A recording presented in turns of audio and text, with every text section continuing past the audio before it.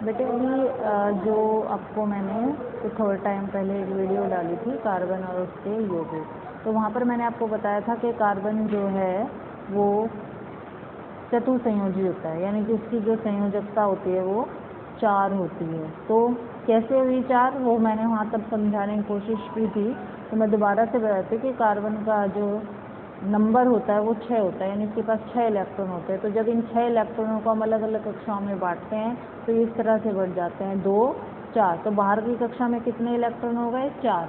इस 4 को इन्होंने 8 बनाना है, यानी कि बाहर वाला जो कक्षा है उसमें या तो 8 इलेक्ट्रॉन होने चाहिए या फिर 2 इलेक्ट्रॉन होने चाहिए, तभी ये स्टेबल हो पाते हैं, स्थायी हो पाते हैं। नहीं तो तब तक ये कोशिश करते रहते हैं आपस में जुड़ने की।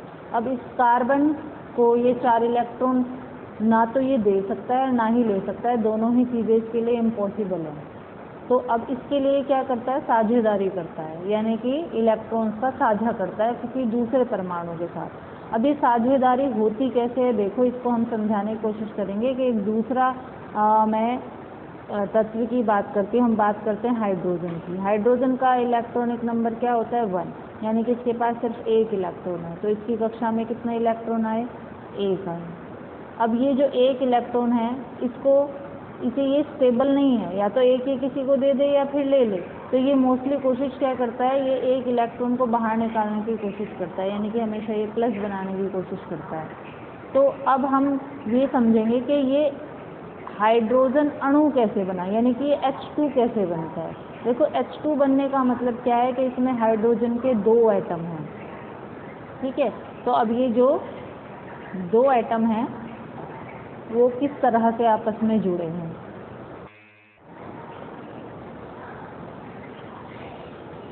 यहाँ पर हमने एक हाइड्रोजन ले लिया, हाइड्रोजन का 1 एटम, यहाँ पर हमने ले लिया हाइड्रोजन का दूसरा एटम।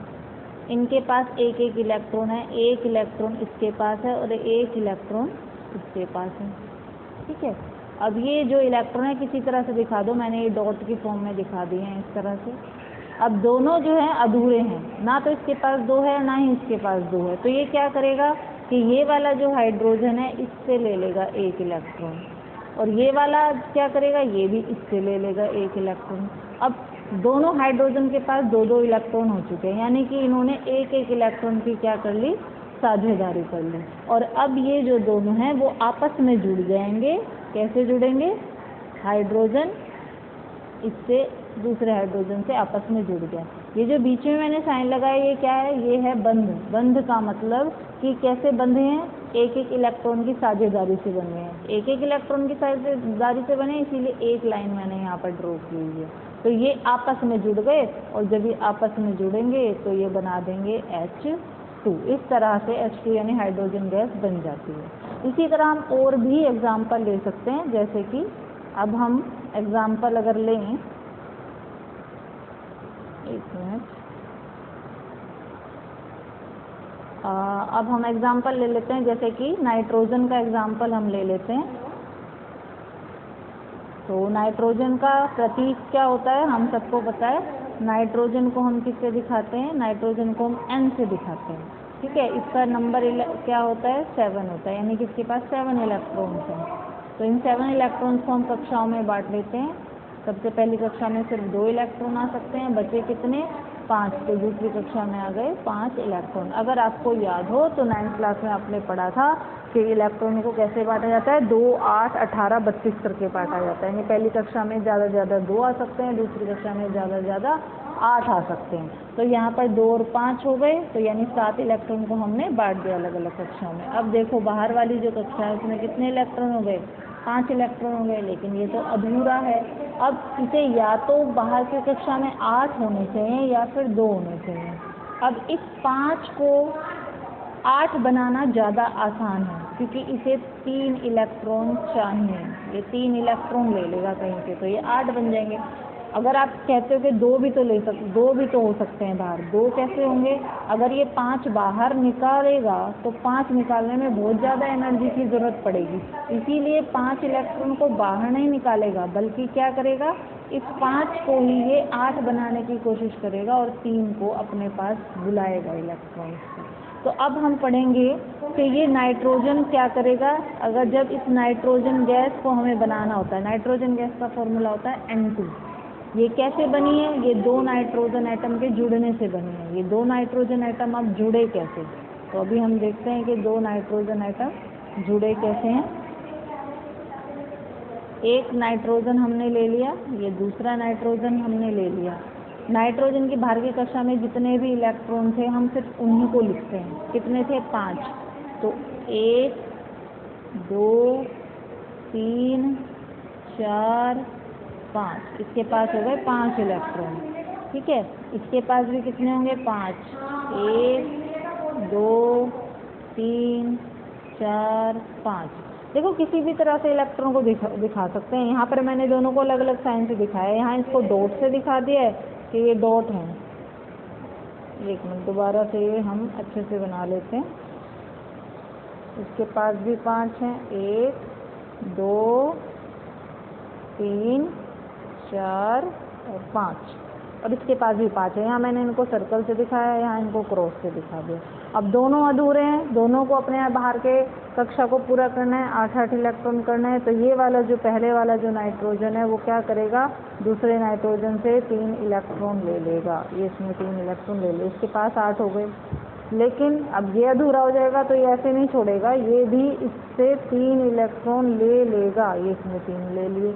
अब इन दोनों के पास कितने हो गए अगर हम गिने? तो इस वाले के पास भी 8 हो चुके और इस वाले के पास भी 8 हो चुके, यानी कि दोनों का जो बाहर की जो कक्षा है वो कंप्लीट हो गई। कैसे कंप्लीट हुई? दोनों ने साझेदारी की। कितने इलेक्ट्रॉन्स की? 3 की। 1 2 3 इलेक्ट्रॉन्स की साझेदारी किए और इस तरह से जो है ये तीनों आपस में, ये दोनों आपस में कैसे जुड़ गए? ये 3 बंध बना के आपस में जुड़ गए। जितने भी इलेक्ट्रॉन की साझेदारी होगी हम उतनी ही लाइन्स उनके बीच में लगाते हैं। यहाँ 3 इलेक्ट्रॉन की साझेदारी हुई तो हमने 3 लाइन्स लगा दी, यानी 3 बंध बने हैं ये। और ये तीनों बंध बनने का मतलब ये आपस में जुड़ चुके हैं अब, और दोनों जुड़ कर के क्या बनाएंगे? नाइट्रोजन गैस, यानी कि N2 बना देंगे। इस तरह से नाइट्रोजन गैस बनती है। इसी तरह ऑक्सीजन O2 गैस बन जाती है, क्लोरीन गैस बन जाती है। तो इसके बहुत सारे एग्जाम्पल है। आप NCERT जब उठाएंगे तो उसमें इतने सारे आपको एग्जाम्पल दिखाई देंगे। तो वहाँ पर आपको सिर्फ क्या करना है? हर एक तत्व का आपको परमाणु क्रमांक याद होना चाहिए। जो परमाणु क्रमांक होगा उतने ही इलेक्ट्रॉन होंगे। जितने भी इलेक्ट्रॉन होंगे उनको कक्षाओं में बांटो, 2 8 18 करके। अब देखो बाहर की कक्षा को पूरा करना है, या तो 2 नहीं चाहिए या 8। जो चीज़ ज़्यादा आसान हो वही होगी। अगर 8 बनाना आसान है तो उसके लिए लेना पड़ रहा है, देना पड़ रहा है। 2 बनाना आसान है तो लेना पड़ रहा है या देना पड़ रहा है इलेक्ट्रॉन्स को, इसके अकॉर्डिंग देखो। और दोनों अगर 2 सेम तत्व हैं आपस में जुड़े हुए हैं तो ये आपस में साझेदारी करते हैं। ठीक है, तो इस तरह से जो है बंध बनते हैं। साझेदारी करने से जो बंध बनता है उसको हम सहसंयोजक बंध कहते हैं। क्या बोलते हैं? सहसंयोजक बंध। 2 तरह के बंध हैं जो अभी तक आपने पढ़े हैं।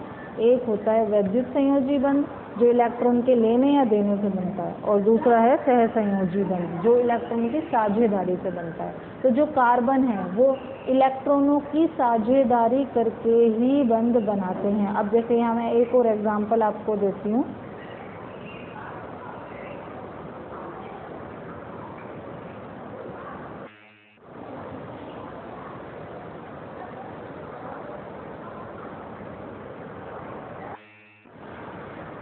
तो एक और एग्जांपल जैसे मैं कार्बन के यौगिक का ले लेते हैं।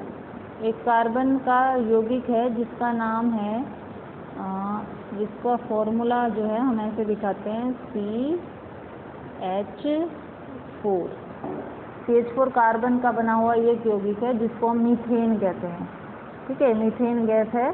जो CNG होती है उसमें मीथेन गैस ही होती है। लेकिन ये CH4 बना कैसे है?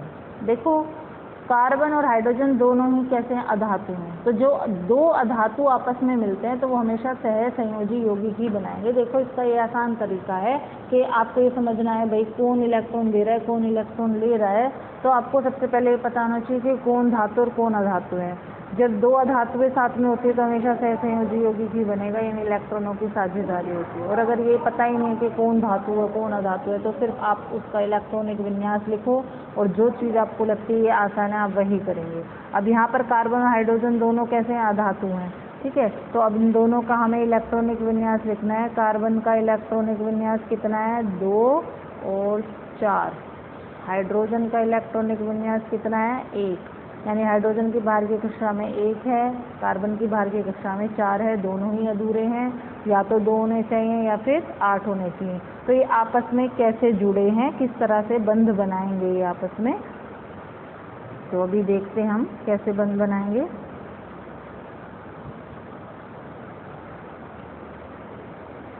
ये हम लिख लेते हैं कार्बन। अभी मैंने फॉर्मूला क्या लिखा था, CH4, यानी कि हाइड्रोजन कितने 4, तो 4 साइड 4 लिख लो, ये हो गए 4, ठीक है। अब हमें पता है कि कार्बन के पास कितने बाहर की कक्षा में कितने इलेक्ट्रॉन थे, 4, 1 2 3 4, ठीक है। हाइड्रोजन की बाहर की कक्षा में कितने इलेक्ट्रॉन थे, 1 1, एक इसका है, एक इसका है और एक ही इसका है। अब सारे अधूरे हैं। अब हाइड्रोजन को भी 2 चाहिए, तो ये क्या करेगा, हाइड्रोजन इस कार्बन का ये वाला ले लेगा, ये हाइड्रोजन इस कार्बन का ये वाला इलेक्ट्रॉन लेगा, ये इसका इलेक्ट्रॉन ले लेगा और ये इसका ले लेगा। अगर आप अब देखोगे तो हर एक हाइड्रोजन के पास 2 2 हो चुके हैं, यानी कि ये पूरे हो चुके हैं। लेकिन कार्बन तो अभी भी अधूरा है, कार्बन के पास 4 थे, इसे और 4 चाहिए, तो ये क्या करेगा, एक एक हाइड्रोजन से एक एक इलेक्ट्रॉन इनसे ले लेगा, ठीक है। अब कार्बन के पास भी 8 हो गए, आप गिनोगे, हाइड्रोजन हर एक हाइड्रोजन के पास भी 2 2 हो गए, तो इस तरह ये पूरे हो गए। अब साझेदारी कैसे हुई, कार्बन और हर एक हाइड्रोजन के बीच में एक एक इलेक्ट्रॉन की साझेदारी हुई है, यानी कि एक एक बंध बना है इनके बीच में, इस तरह से। ये देखो, ये ऐसे जुड़ गए, तो इनके इस तरह जुड़ने से क्या बन जाता है, CH4, ठीक है। तो जो कार्बन है वो इस तरह से सहसंयोजी यौगिक बनाता है, सहसंयोजन बंध बना के सहसंयोजी यौगिक बना देता है। तो अगर इसमें आपको कोई भी प्रॉब्लम है तो आप मुझसे पूछ सकते हैं, लेकिन NCERT को पढ़ते रहें और इसमें से प्रैक्टिस करते रहें।